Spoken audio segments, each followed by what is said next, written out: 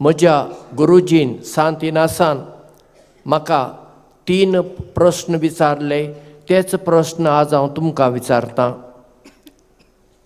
जेजू खातीर तुमी कितें केलां? हो म्हजो पयलो प्रश्न.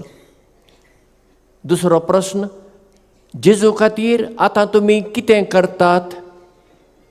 आनी म्हजो तिसरो प्रश्न, जेजू खातीर हे फुडें तुमी कितें करतल्यात? आनी तुमी म्हाका जाप दितल्यात, गोंयचे सायबा, आमी तुज्या नोवेनाक आयल्या, मागण्यांत वांटो घेतलो, वाती दिल्यो, फुलां दिलीं आनी तुजे रेलिकेचें दर्शन घेतलें. हांव म्हणटां तें कांय पावना.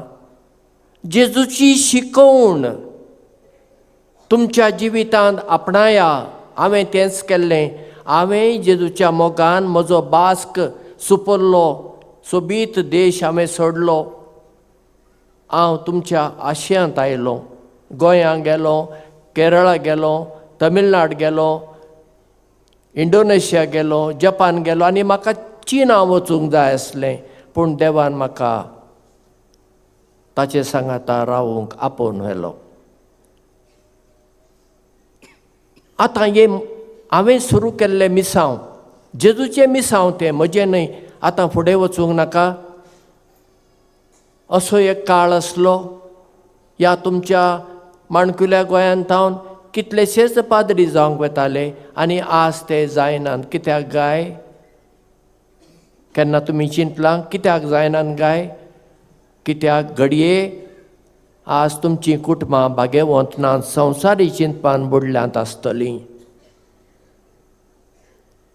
आनी असल्या चिंतपांत आसतना तुमकां बरे पाद्री कशे मेळटले? तुमी गुणगुणतात, आमच्या इगर्जांनी, आमच्या इस्कॉलांनी, कॉलेजींनी बरे हुशार पाद्री नात. बरे पाद्री खंय तावन येतले? मळबारतान पावस पडल्या बरी, दव पडल्या बरी ते पडटले, वा अळंब्या भशेन पावसांत किर्लून येतले? नात न्ही. ते बऱ्या घराण्यांतल्यान येतले.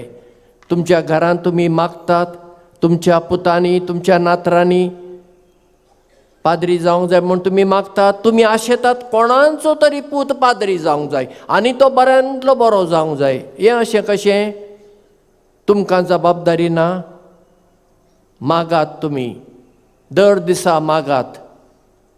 तुमच्या घराण्यांतल्यान, तुमच्या सोयरेदाऱ्या मदल्यान एकट्यान तरी पाद्री जावंक.